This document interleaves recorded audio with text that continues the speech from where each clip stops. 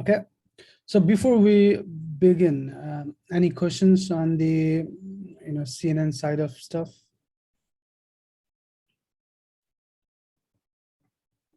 Okay, if no questions, but and again, I'm always reachable by email or on the Slack, and if you guys need some time, to ask questions, but if this time doesn't work, I'm happy to set up office hours. Just let me know. Okay. Okay, now, let's, change gears a little bit and see, what are the common ways deep learning is applied with natural languages. And, for a long time, there were only so many applications of deep learning in NLP, unlike computer vision, there were, the number of useful applications were limited. But in the last couple of years, that has definitely blown up, especially now, with GPT-3 and, other language models, people are able to do a lot of creative stuff.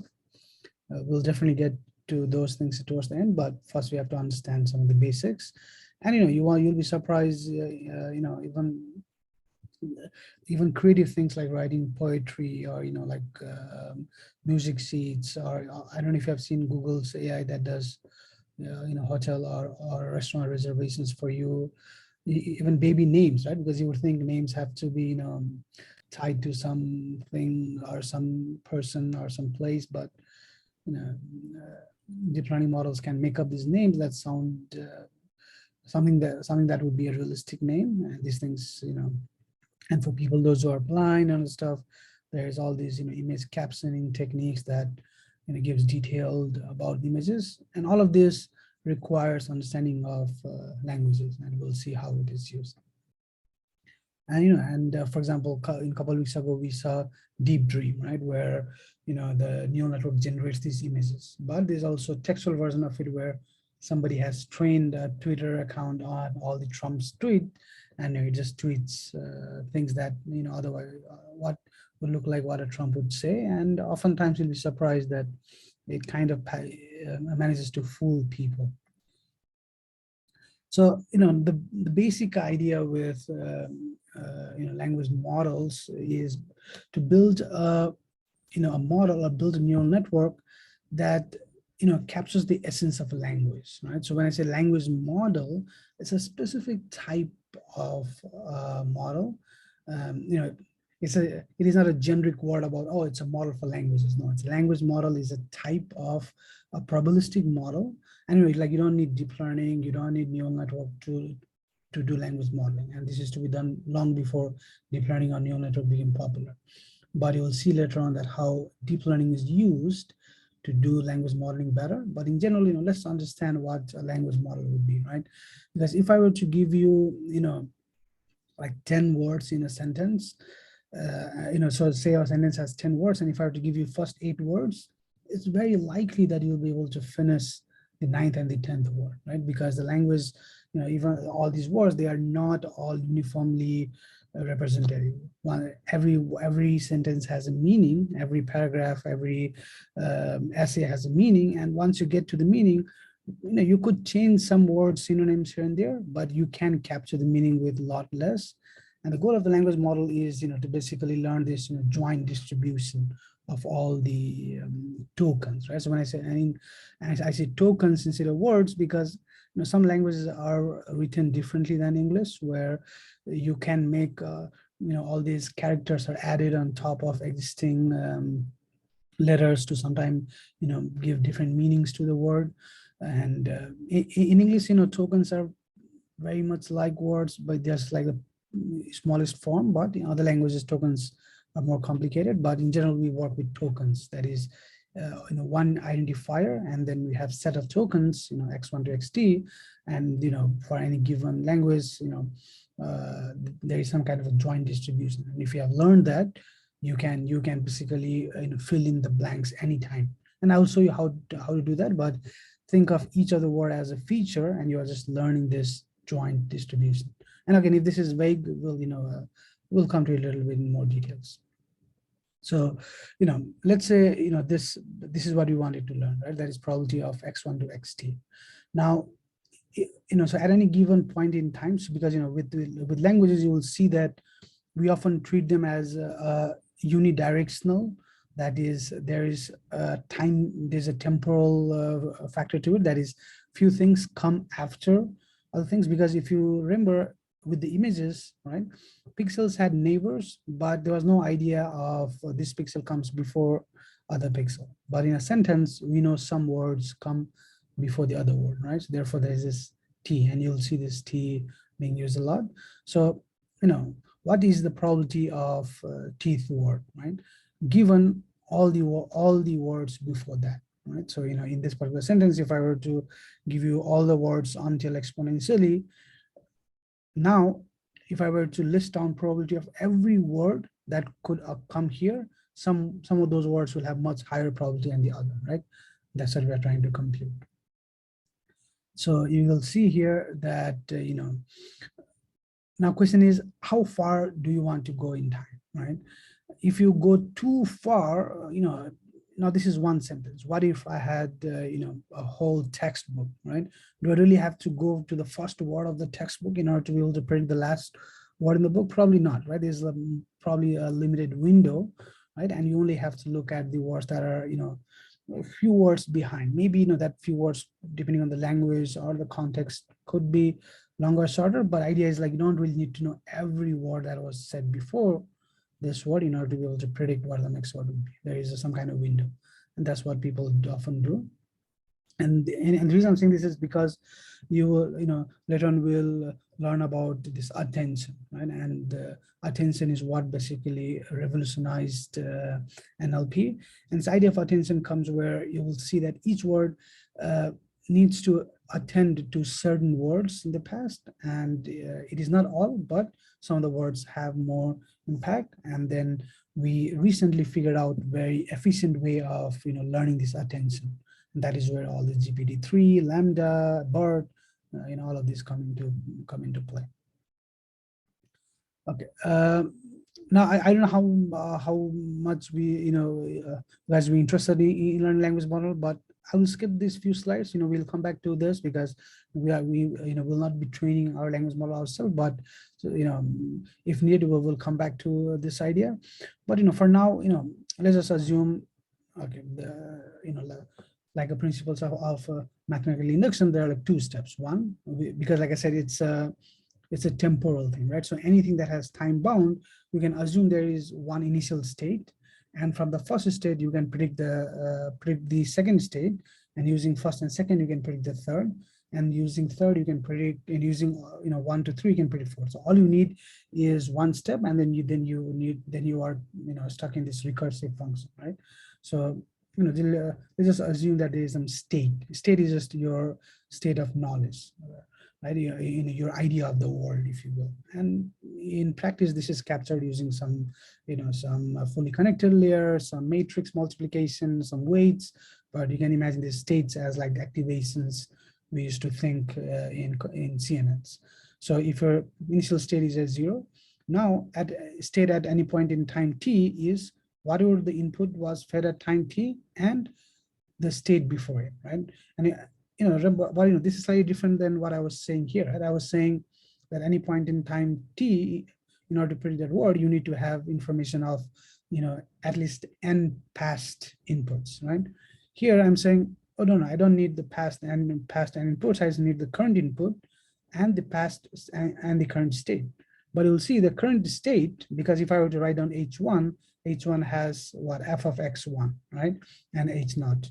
And then at h2 has access to x2 and access to h1, which is access to x1, right? So you'll be able to see that this line means that it has access to all the inputs until t, because it has access to the current state, which has access to the past input, right? So this is what is called as a hidden state. The memory. This is called hidden state because, again, for most practical purposes, we have input and we have output, right? If you remember the hidden layer, which we studied in perceptron, right? The intermediate layer was called as the hidden layer, right? Because oftentimes, you see the input, you see the output, you don't see the intermediate values. That's why this state is called as hidden state, because we often don't see this, because we see the input and we see the output. Okay. So let me see if I, how many slides I have of this. So you know what, let me come back to, like how we actually, go about, running the language model. Let me just, touch a little bit about how RNNs are structured. And then once we have some terminology, we can come back to this and hopefully it'll be easier, right? So again, now let's go back to what we know about neural networks, right? We know there is input, right? And you can consider that there is a neuron and there's output, right? So in this case, the input, this is a state 0. So you have, one input, and this input generates one, intermediate output. This could be intermediate output, this could be final output. We'll just call it H, right? And, so far so good, right? Now we know we need to think about the second word, X1, right? And like I said, X1 has access to what? H0, right? And the current input. So at any point in time, xt, whatever is the state was there before, you have access to the same state. So you can see there's two inputs. One input is the current state, the current input, and then you get the current output, right? So, and the reason I say this is, why is it not, a bunch of neurons laid out the way we had in CNNs? Why are we trying to do this, like a recursive step? We're trying to do this because we don't know how long, we don't know the size of the T, right? For some sentences, this could be 3. For some, it could be 13, or it could be 500. If we knew that all our inputs always had only 10 words or 10 tokens, then I'll just have like 10. If you guys remember, we had, a number of inputs, right? And then, we had this big, neurons, and then, all the inputs went to all the neurons. This is what we, this is how we, studied our perceptron, right? So why is this not X1 and this X2, and this XT, right? We could represent a language model like this. The reason we don't do this is because this length we don't know, right? And if we don't know this length, we can't have this, because this vector has to have fixed shape, right? Its shape depends on the size of the input, right? Which we don't know, right? It could be T comma S, right? Now S is something we decide, right? How many outputs there should be, but T is unknown, right? And in any kind of language model, the number one requirement is that there is some number of inputs, but that number really changes a lot between every different inputs, right? That's why we have to think of this as there is an input and there's some number of more inputs, and we don't know how many. That's why it's a recursive, where this thing can run as long as there is some input and we don't need anything more, right? Whatever weights is being used to capture this, the same weights is being used again. So you'll see this is repurposing of the weights, right? We don't need separate weight for every feature. If you think all of the words as different feature, they all are sharing the same weights. So this is where you should be able to draw the parallel with CNNs. In CNNs, unlike NLP, we had the same weight, same kernel filters shared over all the pixels in the image, right? Here, the same way, the weights for this hidden state, whatever this output is, whatever is being used to produce output, the same weight is being shared across all the inputs, right? So that's like one of the things to note about this. Okay, any questions so far, folks? Let me clear this. Okay. So, in other words, this could be seen as a unrolled version of itself, and if you're to, turn this diagram, 90 degrees, this will look like what I was trying to draw. But remember, in practice, it is, it is always unknown how many times it'll run. That depends on the length of the sequence. But something like, so when people think of RNNs unrolled, this is what they are thinking of. That is, if you have T time step, you could just think of this as T number of inputs. Okay, now, let's look at what exactly is the recurrent neuron, right? Because I said that this is this is a neuron, But this is, is it implemented the same way we saw neurons being implemented in NLP, or is it different?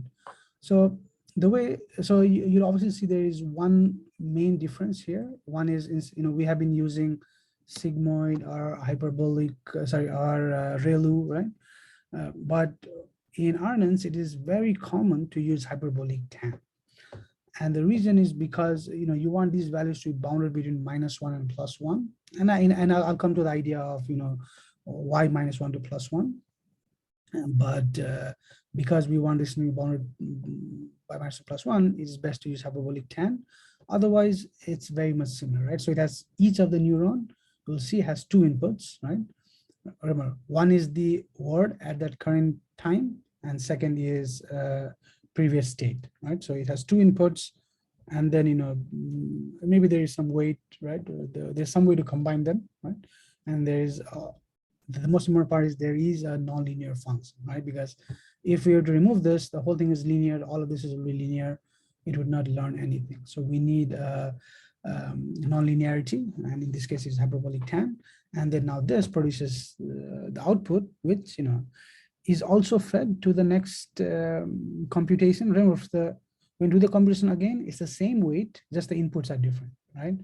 But the output is also extracted out for other purpose, in case you wanted to see the output at xt. So as you go more and more, as you add more and more words, you are continuously generating the outputs, that is h, but you're also coming to the final state for the final word. Now, how would you do the back propagation here? Because like I said, it seems it's complicated because you have two inputs.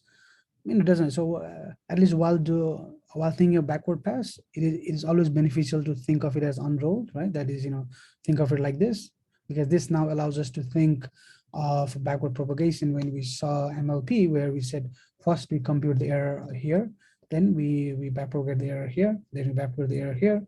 Now you might say, what does it mean? Because this is not different layers, right? It's the same layer, but you can treat it as a different layer with the same weights that are, all you, I don't know if you guys know call by reference, right? So, this is the same weight W, right? Let's say W, I'll just call it W, right? And and each time you update W, you are basically updating the same variable. This is just a copy by reference. So it is not copy by value. So this all leads to changing just one set of weights W, but think of them as unrolled version. This allows you to, think of the backward pass, more easily. Okay, so for backward pass, like I said, first you compute, the error from here, right? So you have certain input weight, and you also get the error from this side of things. You add them, whatever is your operation, you do the backward pass here, and then propagate that. Now that becomes error here. You get one error from here, and you might say, oh, what? It doesn't make sense that there is some error coming from here. This doesn't lead to anywhere. This is where you will see that this is a very simplistic diagram. There will be, in fact, there almost always will be more stuff here, right? That each of this output is also being fed to something else. And, if you're able to see, because in CNNs, we talked about how stacking layers eventually, made this into deep learning, right? Deep means the more layers you have. Here, you can see here, if now I have all these inputs, I can basically take whatever I have here.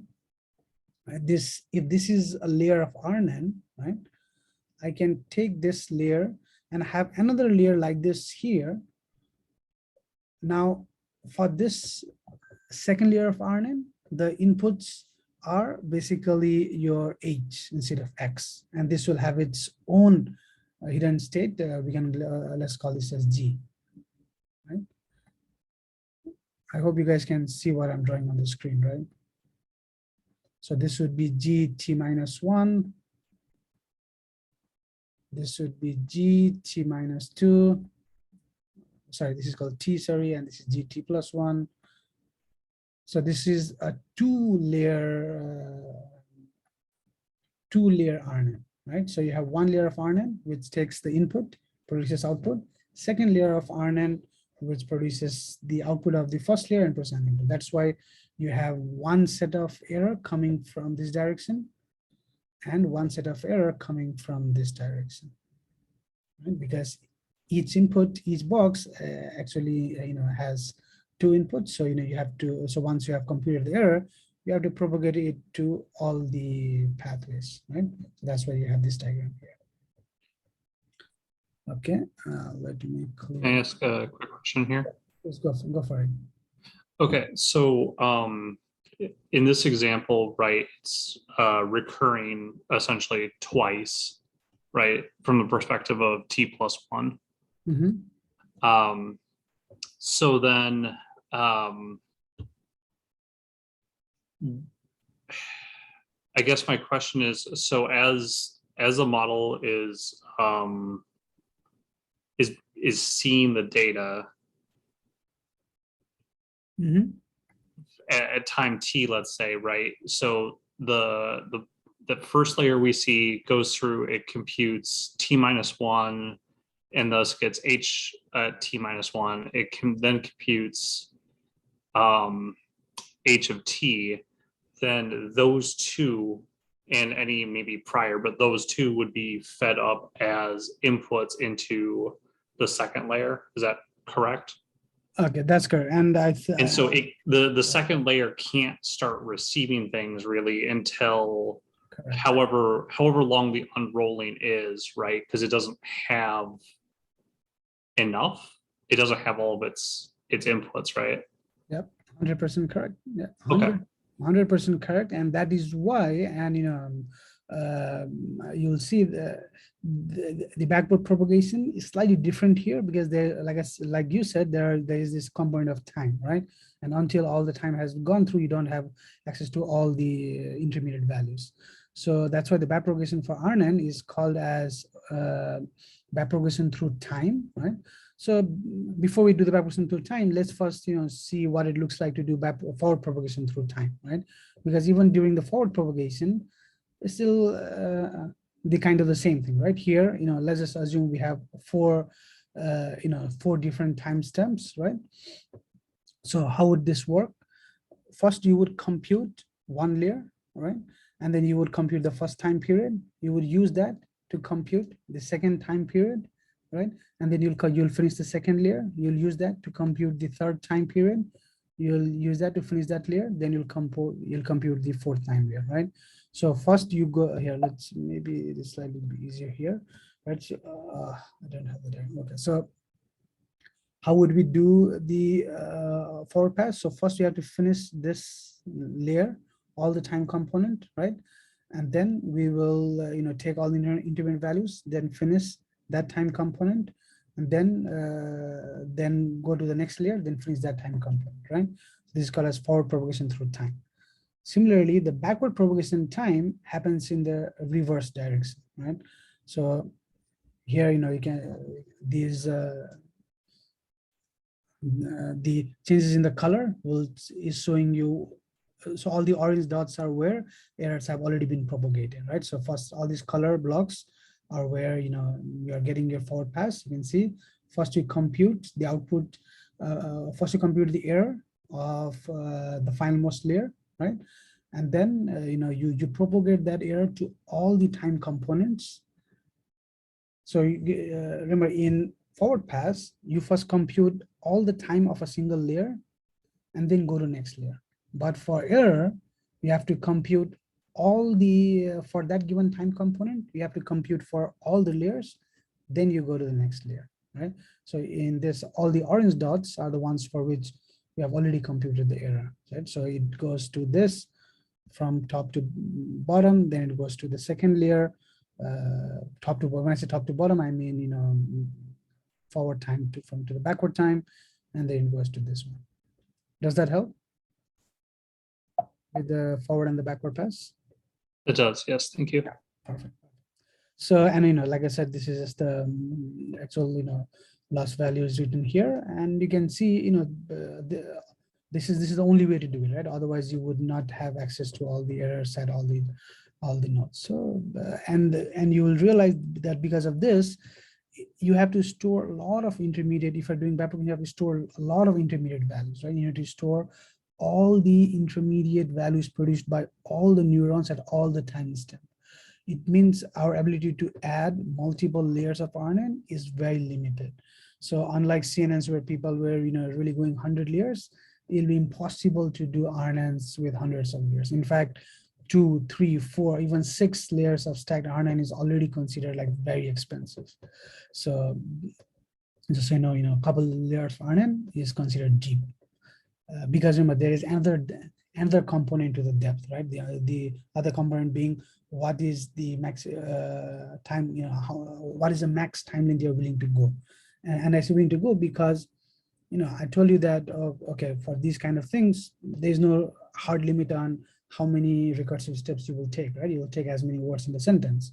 But you will see for practical purposes, you want to have upper limit. Otherwise, some sentences could just keep going on and on. So oftentimes you'll say, okay, 20 words or 25 words, and then you will clip the words beyond that, or you'll somehow manage to throw away the intermediate word that are stop words or fillers, but you'll still have some finite number of words because you want to have finite number of time it takes to train. So so if you decide to have 20, and then if you have, let's say, 500 neurons per layer, here I'm only showing 4, but what if you had 500 neurons? So basically you have 20 multiplied by 500, and let's say you have 3, right? So 20 multiplied by 500 by 3. These many values has to be stored in memory each time you have to do the forward and backward pass, and as you can see, that blows up a lot, and therefore it's very hard to fit all of this in memory. And there are, there have been other techniques to overcome all that, and you will see that now, in recent times, there is not much interest in doing RNNs like this. There's a whole new way of thinking of RNNs, and we'll come to that later. And again, here, this is the backward pass now written down, expanded. And if you follow the derivation from our, I think, second lecture, you'll see it is exactly in the same format. Maybe here your activation function f which you had, it has changed. And again, just because it says hyperbolic tan doesn't mean that's only a function that you have to use or needs to be used. You can use other functions, but as you can see here, that function takes. So remember, before we only had wx plus b, right? Because there was input, there was weights, and there was bias. But now we have another set of weights, right? U, which is multiplied with h, because like I said, you have two inputs, right? The current state, the current input, and both of them are scaled by the learned weights, right? So w and u, and then you have the bias, and you can follow the rest. And again, there's a link for PDF here which goes through all of these steps one by one. If you are interested in following through, you should definitely check that link out. Okay. Now, if you remember, we talked about gradient vanishing problem last time, or maybe it was last time, where especially if you're training very, very deep network like ResNet, right? Where we learned that by the time you come back to the first few layers, the gradient has already vanished. And here you will see the same, same thing is happening. Is this particular part, right? The gradient part, it's a product of 1 to n, where n is your n is the number of time, is it time step? No, it's the number of layers, and this value also very quickly goes to 0, right? Because a small number multiplied many times is going to get 0. So, and in fact, in this you will see that all your error has to be multiplied across the layer and across the time. So, if you had 20 timestamps and 3 layers, so already multiplying it, you're already doing 60 layers of backward pass, right? So it means it's very likely that this number will either become very small, because 0.1 multiplied 60 times itself is a very small number, or 1.2 to the power of 60 is again very big number, right? So this gradient vanishing, gradient exploding problem is a lot more in RNNs than it is in CNNs, right? At least in CNNs, we realize there are other ways to fix this, by doing a skip connection or stuff, but RNNs, there's nothing like that, right? So it's very likely, and that is also one of the reasons why people weren't able to scale RNNs to much bigger applications. And you'll see later on things people have designed to, to try to overcome this. Right? So one way to, one hard way to prevent a gradient explosion problem is in the forward layer, even if the timestamp, like I said, there's going to be a max time period, right? 20 or 30.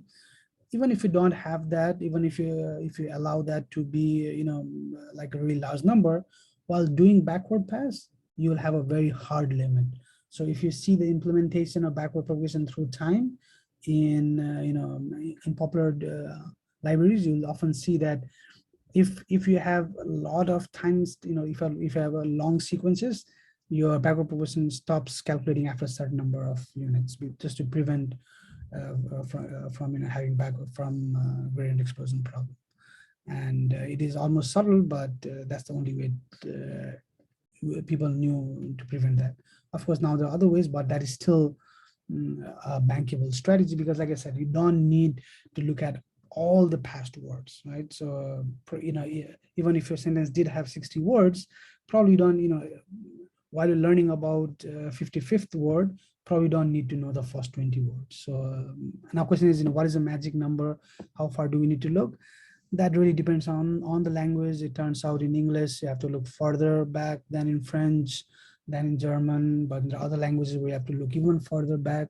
So that's really subjective to the language and to the problem. Okay. So, this is, again, let's come back to RNN. This is a typical structure of RNN. But RNN itself was not very successful.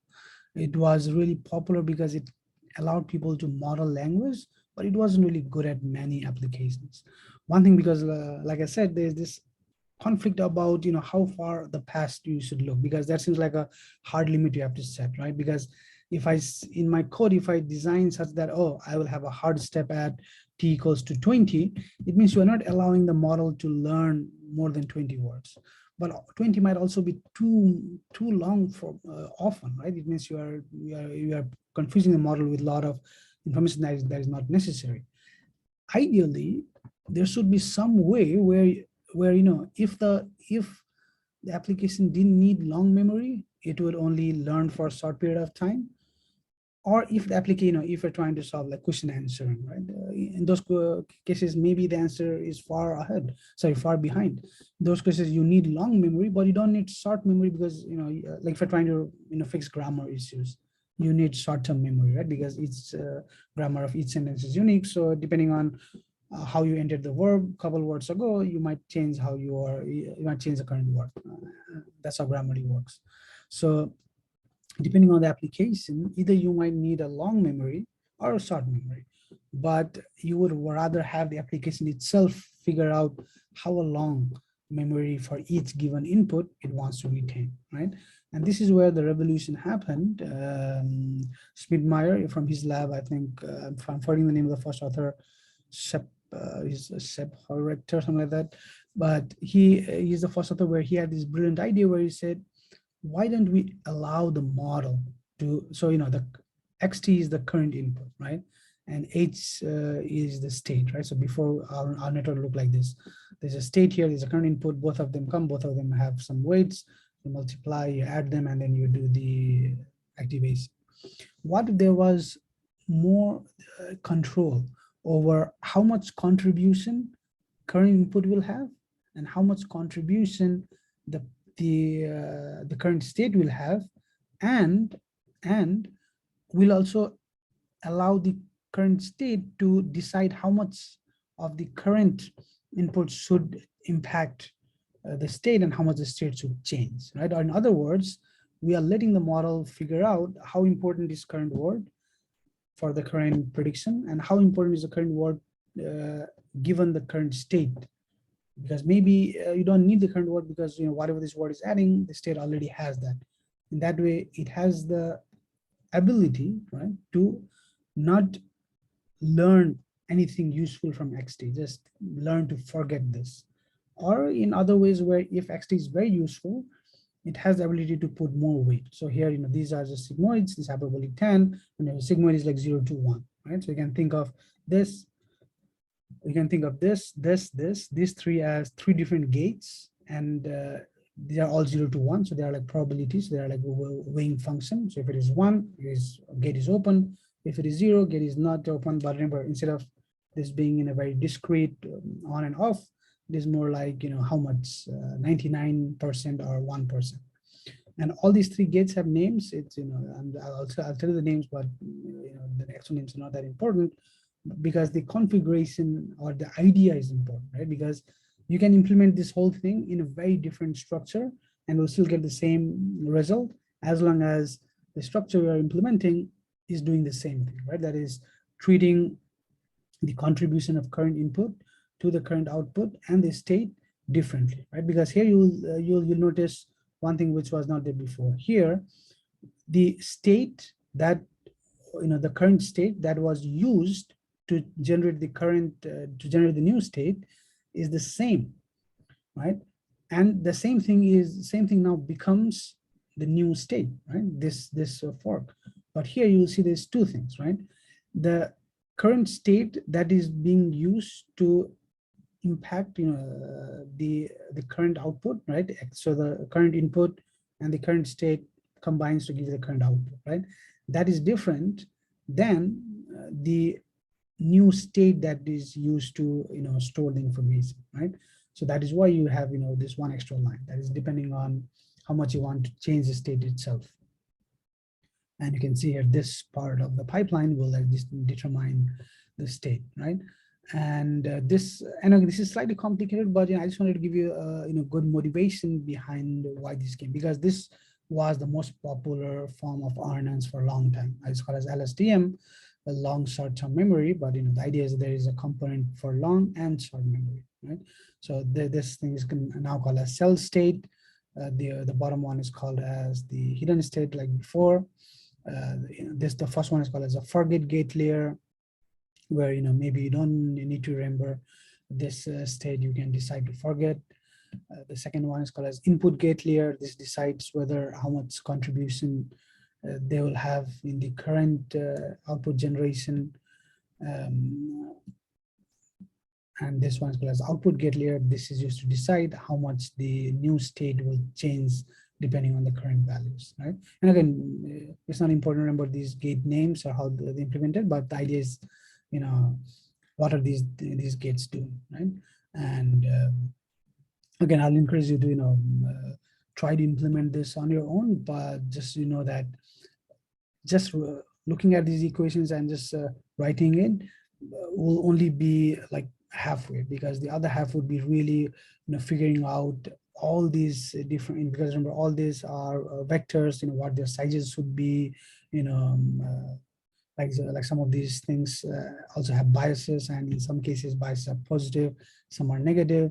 So a lot of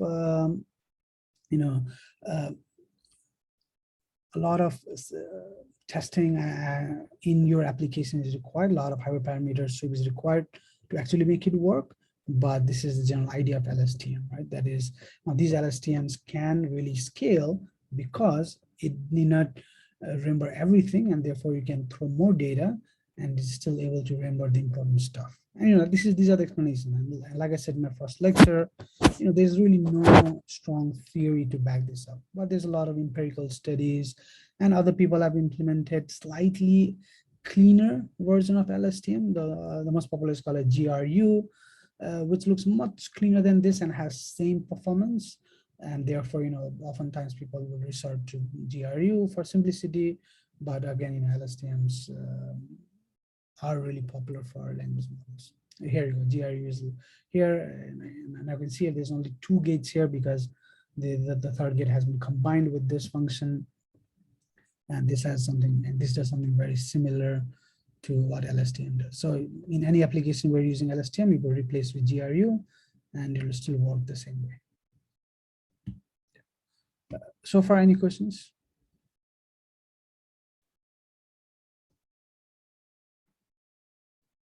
Okay. So Now, let's very quickly, discuss what are these hidden states. So, like I said, you give an input sentence, you get a set of hidden states, right? If I were to look at the last hidden state, HT, so the HT is a vector, right? It's output. What does this vector look like? And it turns out that when people actually, try to plot these vectors, obviously, I mean, it seems obvious that the sentences that have very similar meaning are close to each other, right? But this is still surprised a lot of people, even though it seems very obvious. It surprised a lot of people because nowhere we ask the model to capture the meaning of the sentences and make the vectors similar with the meanings as similar, right? That's just a consequence, output, unintended consequences. At least it looks like, right? There's no reason why the sentences that have similar meanings would be close to each other. But turns out that is the case. That's these hidden states, if you were to think of them as vectors, the sentences that have similar meaning are close by. In that way, now you can find similar phrases. You can detect for plagiarism where somebody just changes the word by synonyms, right? That's still plagiarism. So you can actually catch those.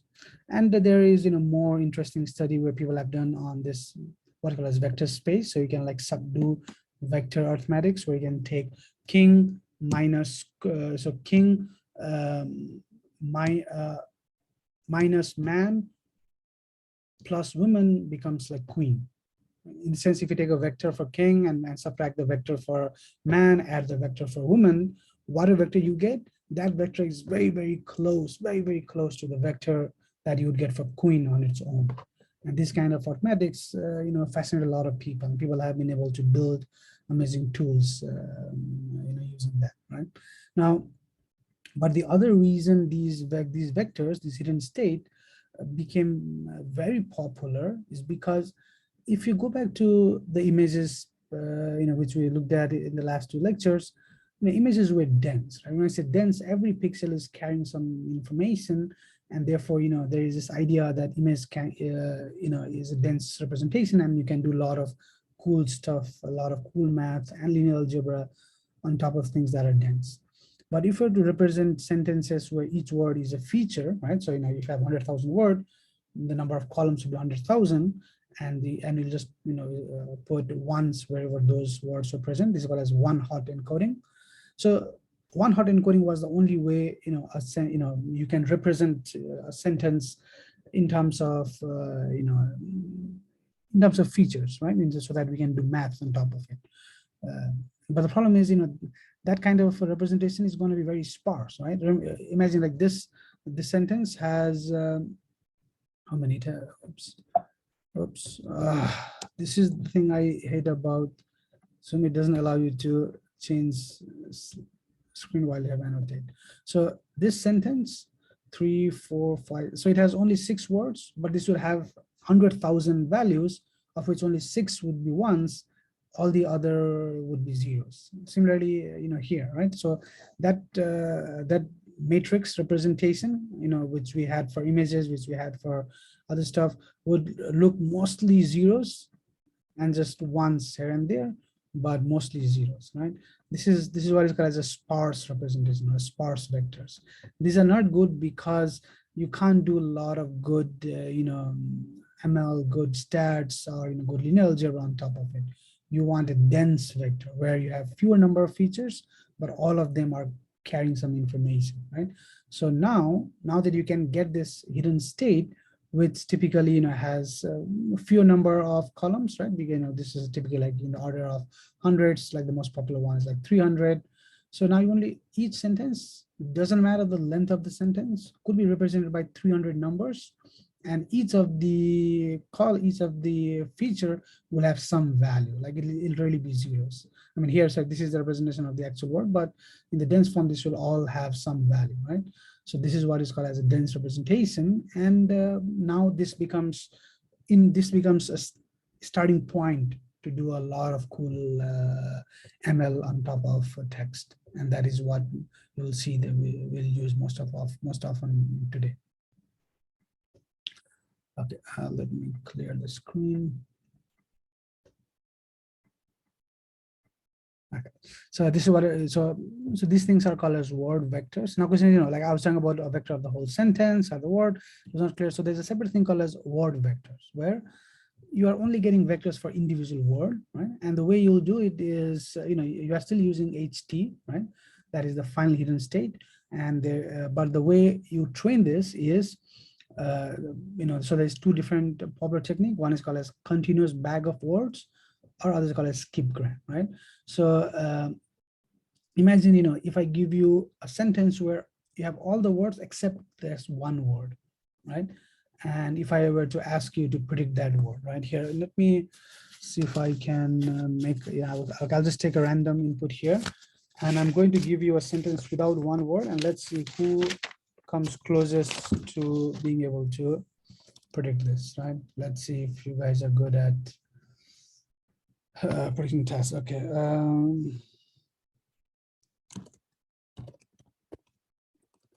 I only have a medical bill, so the jargon is not very common, but hopefully this works.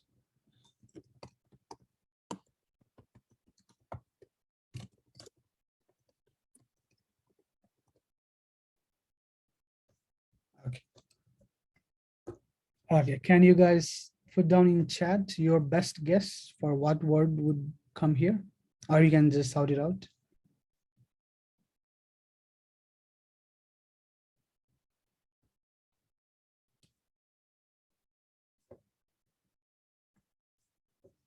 Okay, sample, estimate, estimate, estimate. Wow, all of you got right. I mean, even sample works, but estimate is the actual word which is here. And, and that's the right answer. So the way we train word vectors is you take a sentence, you remove this one word, right? And then you try to, predict this word. And then if it is correct, then, there is no error. But if it is incorrect, then there is an error and they have a gradient, right? Because remember, to train these neural networks, you need ground truth so that you can compute the gradient, right? Gradient is all supervised based training. So you can see this is very nice because there are plenty of sentences in the world, right? If you just dump all of Wikipedia, it has millions, billions of sentences. And from any sentence, you can simply throw away word. Now, question is, if you throw away words like "and," it's not going to be a good system, right? So often people will do a lot of pre-processing to remove all the frequent words that really, could be fillers, but the words that are not, you could, and now you can start training. So this is what you call as continuous bag of words. Skipgram is, what if I give you a few words and then I ask you to complete the sentence before and after?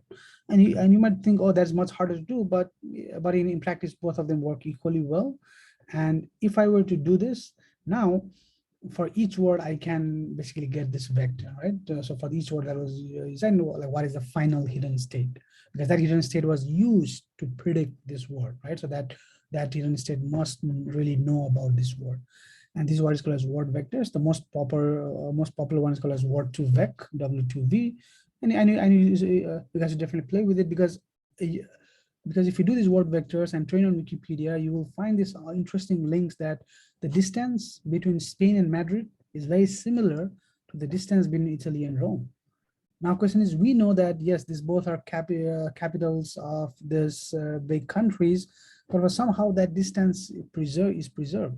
Similarly, distance between walking and walked, that distance on, the cosine distance here is very similar to swimming and swam. So somehow this language model, or this vector training vectors have learned the structure of the language. We didn't explicitly tell tell this model about the grammar, about different tenses, different representation, different genders. No, but it just learned because maybe a lot of sentences are very similar, right? We are like, oh, maybe the sentence like Rome is capital of Italy, and there's somewhere else sentence was like Berlin is capital of Germany. So model learned that dash is a capital of dash, means these two words have similar meaning. So, and then people have explored other kinds of word vectors. You can definitely play with those, but this is how you get the word vectors. Okay, so now question is, okay, well, word vectors are cool, but there's no real application of word vectors, right? Other than to just be amused by the grammar it has learned. The real applications are where, you get something more meaningful, more human intelligible to use, right? I can't do anything with the vectors, but if I get a sentence out, I could do something, right? Now, for example, the most popular application would be language translation, right? So where I give a sequence, so sequence is just, a list of words, and I get a sequence that is a list of words out. But the only difference here being is that input is in different language and the output is in the other language. And most of the machine translation these days are done with neural network, because for a long time there was this two distinctions. It's called a statistical machine translation, SMT, versus a neural machine translation, NMT. But then after these innovations of Lstm and the stuff, that the neural machine translation is so much better that people hardly use statistical machine translation. Because before, idea of translation was just like a lookup table where each word is replaced by its closest equivalent word in a dictionary of these two languages. And even if the sentence doesn't make grammatical sense, person reading it might understand it. But these days, if you see the translation that Google Translate does or DeepL does, it looks so much like a native person would write, right? With the proper grammar and everything. So that is one application. There are other so many applications, but all of these applications have very similar structure. So it doesn't matter what the application is, as long as they fit in this mold where input is a sequence and output is a sequence, you can apply this technique, which is called as sequence to sequence. These days, these are called as tensor to tensor models. So the idea is that you have a sequence, you'll encode them, and you do get this vector, the HT that which we're using to represent vector hidden state. But now you actually take this vector and now use the vector to generate this sentence. So far what you studied was like encoder part. And decoder part is what starts from a vector, and at each step, it produces a new word and it produces a hidden state. And the word it produced and the hidden state it produced are used to produce the next word and the next hidden state, and so on and so forth. And you'll see it's exactly the same thing, but just operations are slightly different, right? Because each of them has two input, a word and a state, right? And just that a word is actually output of the previous one. So this is called as encoder decoder approach. Similarly, I don't know if you guys have seen Google now has a smart reply, where oftentimes it tries to predict what you would write, and it does that by using this kind of approach. It reads your email, then starts generating these things. Similarly, it could be in the same language, it could be in a different language, it could be doing translation and reply at the same time, right? There's no reason why it can only work in one context. So it could be doing a lot of stuff. And there's plenty, like all these demos are links where you can actually, like somebody has trained everything under a comment, where if you add a comment, it will give you another comment which has been trained to get maximum upvotes, right? So the comment that got a lot of upvotes were given more weight, and the comments that got a lot of negative votes were given negative comments. So if you really want to get a lot of free Reddit karma, just go here, type in the comment that someone has already added, get the reply, post it, and see if it works. Similarly, you can do image captioning.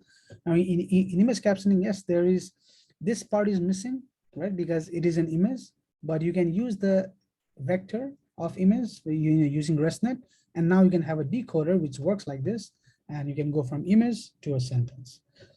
Similarly, handwriting recognition is basically image to image, but it is designed like NLP because handwriting is actually sequence, right? It's a continuous movement. Similarly, there's a lot of other speech recognition, paraphrasing, where in the same thing is said in a different way, dialogue generation, all these bots, all of these are designed are like this, as a sequence to sequence. Okay. Now, let's look a little bit more into machine translation, because this is where the birth of all these transformers and attention came about, right?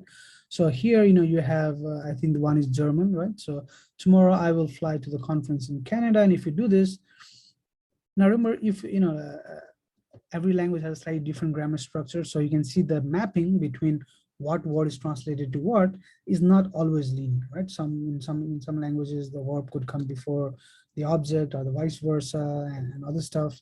So you'll see that if you're trying to do sequence to sequence, when a model is trying to predict this will fly, it needs to have some information from different parts than just the its corresponding place in the input, right? So of course, people had this idea that, so if you're to look at the correspondence of like here is French to English, what word goes where, it is not always in the diagonal. It means you need to be able to capture this space, this slight deviation, right? So one idea was that, wouldn't it be nice if there is some another thing that captures each of the word in itself, sorry, that captures all of the words, and while generating your sequence, while decoding, each word could look into this global knowledge and decide whether or not it wanted to, how much it wanted to weigh each of the word, right? That is, while doing the translation for area, you would actually weigh some word like zone more than the equivalent word that came in its place. In that way, now this is given the word attention, which is, I know it's overloaded, but the idea is that maybe you're attending to different parts of the sentence to do this task. So this is the cartoon understanding of what a attention would look like and what it would do, right? Attention would be fed all the words, all the hidden states, and while generating each of the new output, new word, it gets everything. It gets the current word that has been generated, it gets the hidden state, but also gets access to this attention, which will be fixed for the given set of input. And so in comparison, what does it look like between RNNs with or without attention? So with attention, this is what it looks like, right? There is two-way, there is output, there is a new, and there is the recurrent step. Here it's the same thing, but you will see that so say if this layer has attention, each of these intermediate values also impact the output at every step, right? So the way this is connected here, probably it would be similarly this should also be connected, something like this, right? So you get the idea, right? That is just, instead of doing this, because while generating this, it only had access to this, right? And this had access to this. But while generating this, you didn't have access to this, right? Sorry, while generating this, you didn't have access to this directly. But now you have, of course, you have indirect access like this, which we saw that it has its own problem. There is a long-term, short-term problem. We can balance it using Lstm, but why not just also directly feed this input, right? So now it can decide if it doesn't want to use all of this. And you might think, this seems a little bit redundant, given the whole idea of Lstm was to capture this. But, I told you in previous lectures that a lot of things in deep learning was an empirical find, right? And therefore, you first try a lot of different things, just with some hunches. If it leads to good results, then you justify it or try to explain it. And this definitely led to really good results as far as machine translation goes, and this really broke all the records. And once people saw this, there was, so for example, people were now starting to do things like question answering, right? Where, you have in question answering, you have some query, right? And you have some input, where input is like, what is the source of the text, where we are supposed to look for the answer, and,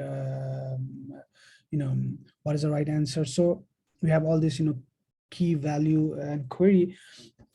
And this kind of setup was really useful, because if you're trying to do question answering, maybe some questions require answers that are far ahead in the whole passage, right? And when I say sequence, it doesn't always mean a sentence, right? A sequence is whatever is the input given.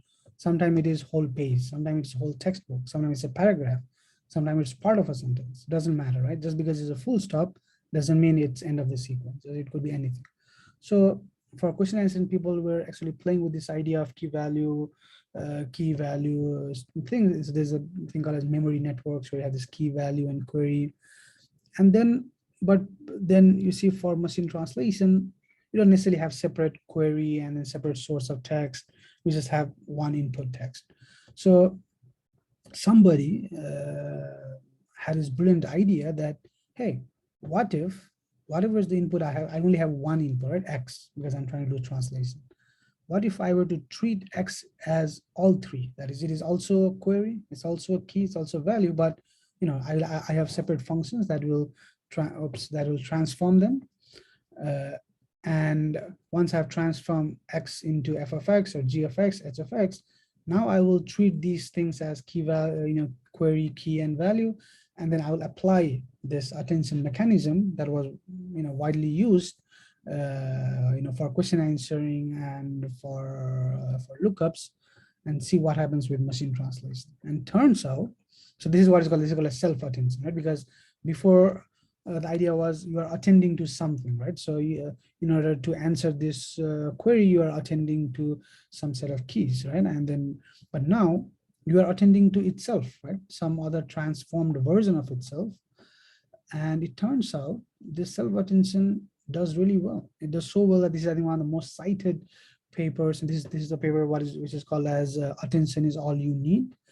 And this is the birth of the idea of GPT-3 and Lambda and BERT, and these language models have now definitely making a lot of news. And some applications like GitHub Copilot, right? I don't know if you have seen, but for $10 you can subscribe for GitHub Copilot, where you can put in a comment, really long comment. It will try to write the code for you, and it might not always be accurate, but it does a lot of like a boilerplate, like a template, so that you only have to look at the code, fill in the places. And if you're doing some simple stuff, oftentimes code which comes out is 100% correct. So people have actually made commercial applications using Attention is All You Need.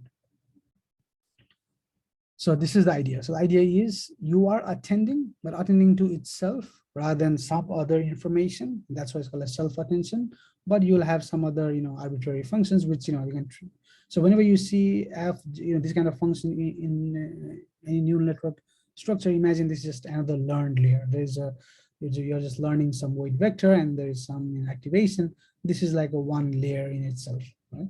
So now you have transformed all these inputs, and then you do this combination. And sigmoid is just your typical sigmoid function, so that the output is bounded, and there you have it. This is what is called as so this is this is softmax, not sigmoid. And so what does the actual operation look like? So you have the Q, which is of certain dimensions.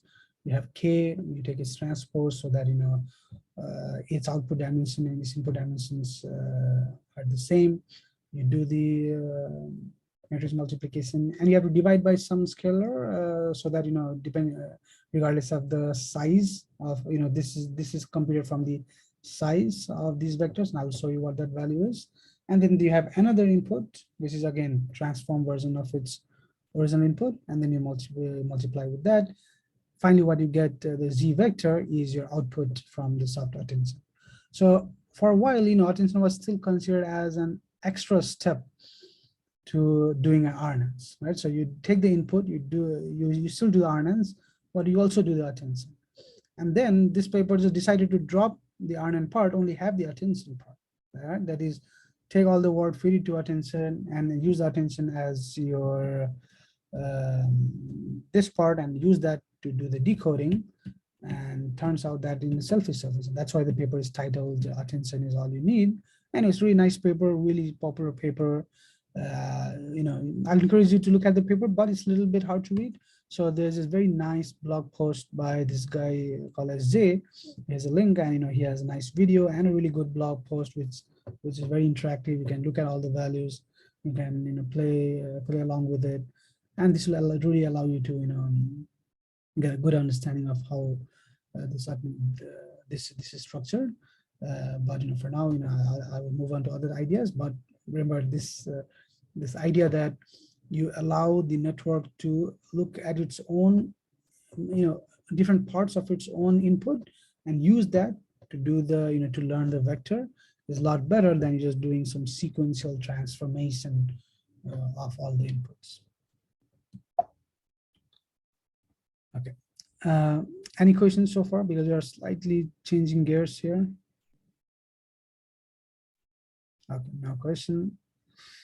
Okay, let's continue. So now, because in the last two lectures, we learned about CNNs, and how to handle images. This time we learned text, and we have seen a lot of things where both images and text could be part of your data set, right? So whenever you have different inputs, but yeah, but the inputs are different modalities. This is what is called as multimodal learning. And most popular NLPs actually do multimodal learning, because now finally we know how to, because images are dense and texts are sparse. But now we can take text and make it into a sparse thing, using these vectors or hidden states, that now we can somehow think of combining images and text, and now you can do a lot of things, which is called as multimodal learning, where you have two sets of input, images and text. And you might say, like, what are the examples? Like, one is asking question from a given image, like how many people are there in this image, what is the color of the car? And you might say, who might need that, right? What's the use case? It turns out there's a lot of use case, including blind people who like you upload some nice photo, and maybe the machine has done some caption of the photo, right? But there's more to the image than just the caption, right? What do they want to ask? Oh, are all people happy in the image? So you can ask, is everybody smiling? And then the program has to understand what you're asking in terms of the textual question, and also needs to understand the image, and needs to interact that, and then image captioning and video summarization. Like, because I don't know if I've tried uploading videos on YouTube, but these days YouTube will automatically try to generate a description for you. How do you think it's able to do it? Because it has taken a couple of snapshots from the video and try to use this kind of multimodal models and all the past video description to train, to see if it can generate summarization videos. Because oftentimes people will not put any summarization, and Google realize that having some summary, even if it is auto-generated, like auto-generated captioning, is better than having nothing, right? Of course, if you write on your own, that's still better, but that is so much better than not having anything. Okay, so let's just quickly look at how to do image captioning, right? Because we know parts of it, we know how RNNs work, we know how ResNet works, but can we see how to connect them, right? So now during training, you will get the image and you'll get a caption, right? So you have to somehow learn to learn to associate that this caption belongs to this image, and then you need to figure out what the error looks like, and then you need to use that to train, right? So the way to do this is, first you'll take your image, right? Pass it through any network. In this case, you can see this is example of Inception net, but it could be a ResNet, it could be DenseNet, whatever it is. And then don't go all the way to the final layer. Go until this, one layer before the final, where typically you have, fully connected layers. And those are like 1,000 dimensions or 500 dimensions. Take those neuron outputs, those activations, and in this place,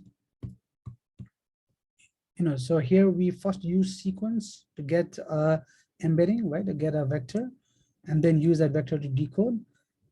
Imagine this sequence, this encoding is replaced with that, with the rest. So now you feed in the image, you get the vector, and now you have the RNNs to be able to take the vector that comes from the images and able to, and then feed it to Lstm. Then that Lstm produces one word. And now, and of course, like I said, this is recurrent. So so you need a starting word, right? Starting word could always be an artificial word called as START. So even during training, always I add this one key word called a start, so that model knows that it needs to make the first word of the sentence. So during inference, I will arbitrarily add this word start, and now I will see what the model, given the word start and the embeddings of the image, we'll see what the model gives out the first word. You will feed the first word and the current state to get the second word. Now you might say, oh, wait a second, this is a recurrent system, right? It has no, like, when will it stop? It will probably never stop. So during training, the way you added a special symbol called as start, you'll add a special symbol called as end, END. And once the model generates a special symbol end, you'll artificially stop further ones. But it's possible, and you will see that often if you train your own RNNs, is that if, let's say, it is possible that my network might be stuck where I generate now, so I take new input here and I generate, and turns out my P3 is same as P2, right? Turns out, it has generated 2 words back to back. Some mistake happens, something happened, generated. So now, because the input is the same, it will again generate P3, and it's the same, so login. So now it is stuck in this loop, right? It will infinitely generate these things. So when you, while generating, decoding, if you see same word repeat a couple of times, you artificially stop it. And oftentimes, there's a lot of post-processing that goes on top of these sentences to clean them up, because typically these things don't make any punctuations. So, you clean them up, and if it is too long, you'll try to break them up. And that's how you get a sentence.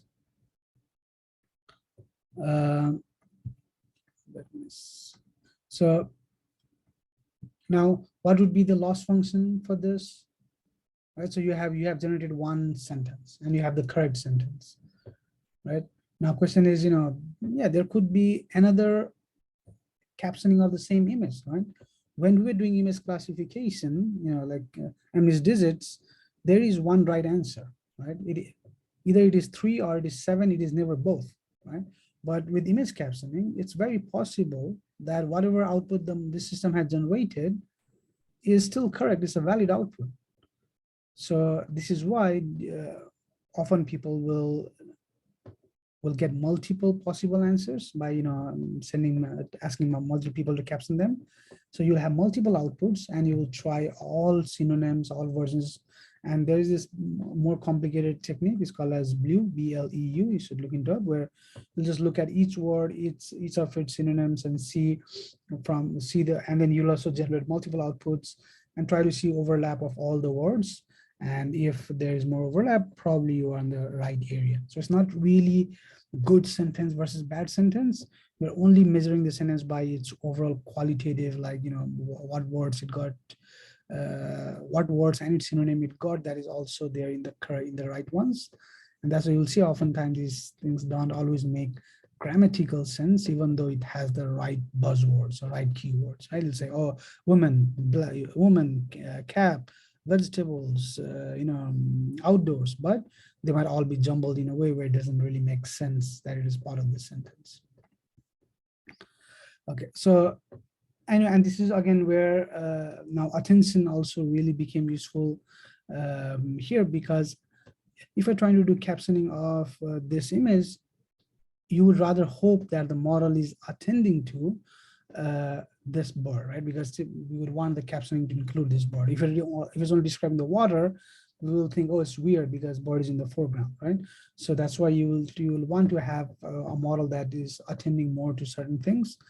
And this is where people have experimented with attention, but it is not going to be a hard attention. It's not going to be bird, all the pixels are bird and nothing else.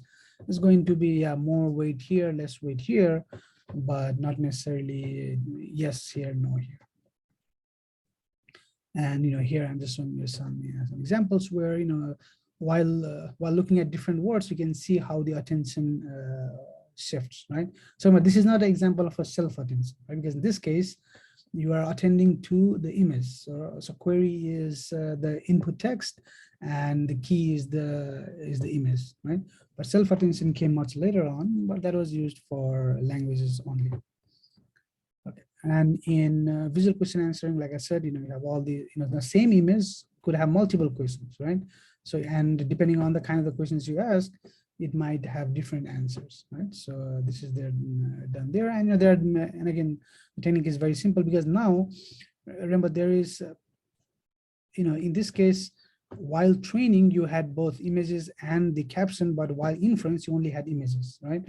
But in VQA, while inference also you have both image and a question, and the answer is another set of sequences. So your input should also need to be able to feed the word vector. So the idea is you take your word vectors, the dense vectors, you take the image vectors, and then you concatenate them, or you stack them the way we did with DenseNet, and then you add, a few NLPs and you get output. Now, it turns out that the best way to do question answering is to try to treat this as a classification, right? So first find out, a lot of answers, or, at least pool of answers, and then just try to predict which of this matches the most. It cannot really generate a full-fledged textual or sentence answers. So often you will see, these things are designed like us, with a seeking softmax, like there's only 1,000 possible answers. Now, this could be because of this particular, there was a very popular data set, and that data set had, the number of answers that were finite, that people could say, you know what, if I just take top 1,000 answers, that covers 95% of all answers, and then I'll forget about the other 5%. But I think the subsequent versions, for example, how many horses are in this image? And if you have answers like, 1 to up to 20, probably, like there are very few images where people ask you, if there's more than 20 of it, right? So that 20 will already cover all your, how many questions. What color? You add 10 more color, and that covers all your colors, right? What are they doing? Just add all the popular verbs, that covers it. So it turns out 1,000 really got you a long way.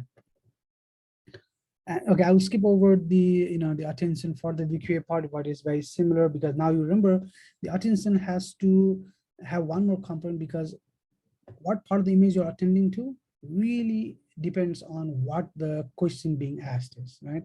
If the question is being asked about the color of this building, then probably it should be, attending to all of the building. If I ask what is the color of the red light or the traffic light, here the stoplight, then you see what color is the stoplight. You see it's really attending mostly to the stoplight. It got a little bit confused here, because this also looks like a stoplight, but mostly it's attending to stoplight, right? So this way you can see how the query will change what part of the image you're attending to. So it's not a self-attention, it's a guided attention, and the guidance is done by the query. Okay. So now, again, this is all about, soft attention versus hard attention. In neural networks, attention is represented by a matrix. Now, not every pixel might have just one corresponding value. It would just be, like the way we saw with MaxPool, where, every 10 by 10 pixel might have one corresponding value. So if you're attending to this, you're attending to all of it, but it is all continuous values, right? If it is really about the bird, we wish, a network would not look anywhere else other than the bird, right? But turns out this kind of hard attention is really hard to do, right? A model doesn't really have an understanding of, what the boundaries of the birds are, unless you only have a good image model, right? So people have tried, and you can look up the link here, where they have tried to think of reinforcement learning to build hard attention, but it hasn't been that successful. I will, I'll skip over this part, because this one about one paper by DeepMind, where they try to do hard attention to draw image digits.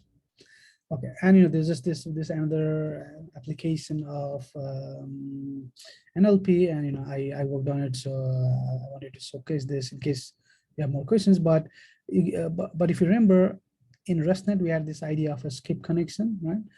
And with Lstm, it actually really doesn't make sense what it means to skip connection. But however, I discovered that, hey, if you're doing paraphrasing, which is going from same language to another language, some words will not be paraphrased, right? If I'm translating, almost every word will change to something. But if I'm paraphrasing, oftentimes the proper nouns, the names will still the same. So some of the words could benefit by completely skipping over the sequence to sequence conversion part, and that way the model can only focus on the things that it can paraphrase, right? So you can see in this case, a cat is curled up in a ball, a cat that is sitting on a ball. So in this case, the model decided to skip the word cat and a ball and only change the curl to sitting. And people is sometimes couple or people, standing or sitting, versus beach or ocean. Here decided to translate, but between this and this, decide not to translate, right? So, and in this case, motorcycle is always motorcycle, because to be honest, I also don't know, what would be the other synonym for motorcycle. So it turns out by doing that, we're able to significantly improve the quality of paraphrase models. And I think even today, this is the most popular paraphrasing technique out there. And yeah, and it can also work with smaller sentences also, not just with the long sentences. And okay, I'll skip over the beam search because yeah, and I will, what I'll do is I will give you guys an assignment that will help you actually understand the beam search. But it's important because if you try to generate your output sequence, right, one word at a time, and if you each time you look at what is the prediction, because each time we are making a prediction that is probability for every possible word, and then we pick the best word, right, and then you use the best word as the input to the next word, right. So if you only string together a sentence that is best of all the words, oftentimes if you were to then now solve the probability of all of it, it is not the best, because it is possible that if you had picked second best word for the second word, then maybe the probability of the third word would have higher probability instead of picking the best word, right? And again, here's a demo if you want, you are interested. But the idea is that's why instead of doing each word at a time, you will do something that is a beam search, where you will say at each time I'll pick 3 possible alternates, and then I will pick, then I'll go to next step, and then again, so now I'll go from 3 to 9. So now I will drop 6 of them so that I only have top 3 choice. Then again, I will pick 3 choices, right? The cow laying is, and then now I will go from 3 to 9 again. I'll drop the other 6. I will have 3, and then in this way, I will keep continuing. And in the end, so if I only wanted to have K sentences, I only have K sentences, but all those sentences will be the ones which have overall highest probability as a whole sentence, not just for each word.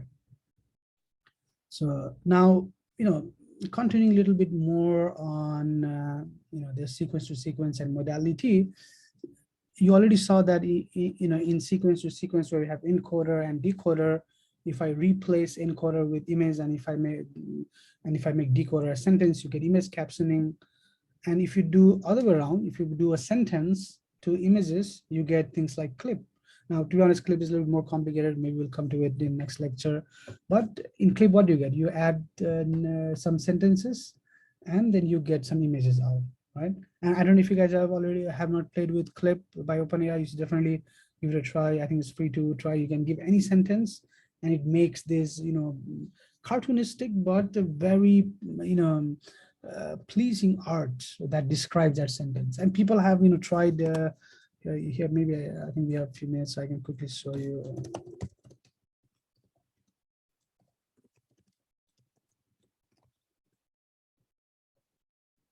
Okay, I'll just open the blog post where, and this is a really nice post where let's see some of the examples. A photo of guacamole, a type of food, right? And sorry, here I think it's just translation. Maybe here I'll show you some of the things that it generates. Oh damn! I thought they had more ones. Okay, I'll put it on the module section where you can see some examples, and it has been able to make really beautiful examples of all these images. So, one way to think of all of this is, first of all, if you have, one input, one output, this is 1-to-1, right? This is how we did classification: one image, one class. If you had one image and a bunch of text, so this is like your image captioning, is called as 1-to-many. If you have many-to-one, where you're trying to classify or trying to find the emotion of a text, or in trying to identify, whether the review is positive or negative, you have a sequence, so a sequence of words, but output is just a set of classes, right? Many-to-one. Many-to-many, we saw, machine translation, paraphrasing. Input is a sequence, output is a sequence. And then there are other versions of many-to-many, right? Where, it need always be a translation. So, this is a guide to, when to use what kind of a structure. And just to give an example of, what, like for example, video classification would be something like this, right? Where every frame is being classified, but then also you need the previous frame to classify the next frame. And I'll just show you a few more examples of, people using Lstm for things that otherwise one would not think of doing this. For example, here, even for classifying images, it is treating as, part, like just a small paths as one input, and like text is moving it left to right and top to bottom. So basically like just, dragging over the kernel and using LSTM in this way to do the classification. It's not a good idea for images, but I just wanted to show that it can do it, and it turns out it can do. But there are other useful cases where you can see people have written like literature, that this is supposed to read like Shakespeare. I don't know, but I will allow other people who know Shakespeare to evaluate that. For example, this whole math, it is all nonsensical math, but the whole LaTeX, everything was generated by an Arnon. So it was just fed a bunch of papers from archive and just said, okay, produce one paper given this input, and it made this. Somebody could get fooled into thinking this is some real math. And people have tried. There's a whole conference where they try to submit fake math and see if people actually approve it. Then Linux code, where it was trained on all of the code, generates, and I think there are some syntax errors, but the people are able to fix syntax errors to see what the code actually did, and there were some interesting findings there. Similarly, people have trained on Bible, so now you have infinite Bible. I mean, people do this with if you have loved ones and if you have a lot of messages with them, you train it so that they keep generating more. To be honest, I don't know where I stand on these kind of applications, but the potential is there, right? There's plenty of such applications that you can do. I mean, there's more links here, so I'll encourage you to play with that. So what I'll do is I'm going to upload an assignment today. I'm going to combine little bit of CNNs and a little bit of RNNs, but as far as the RNNs part go, I will give you a starting template where, given a sentence, you will be able to get a feature out of it, feature embedding, right? So now, given the feature and given the images, I will ask you to do a set of things. So far, if you have not yet explored Colab or Jupyter Notebooks, I'll say maybe now is the time, because I will give you a Colab link where you'll see that I have a sentence and I'm able to extract the embedding. And now it is, it'll use this library called as Hugging Face. It's a really good library where the best part is, for NLP, any state-of-the-art model will be here, within weeks. So, there's no model that, for example, GPT, right? So there you can see a GPT is already here. DALL-E is already here. BART is already here. You can say you want to do translation, to Chinese. So you can see Chinese translation. Robots are easy in another language. So, text to vec, where I said given a text, give a vector. What? Trained on Chinese language. Let's read chain trained on Italian language. So you'll be able to find any of this, and I'll show you how to use any of this model. And then, I think, they are free to do a certain number of calls, but if they start asking money when you do calls with Colab, just let me know. But I think you'll be all right if you do a few calls a day, and just don't overload the servers. Okay. Any other questions, folks?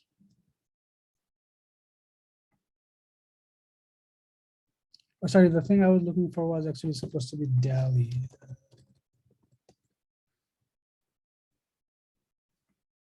So this is the one which generates images given the text, right? So you can see a storefront that has the word OpenAI, and you can see it. These are our images that are all generated, and they don't exist. So you guys can play with this kind of stuff. And there is a DALL-E model on Hugging Face, so you can easily call that model and generate some images.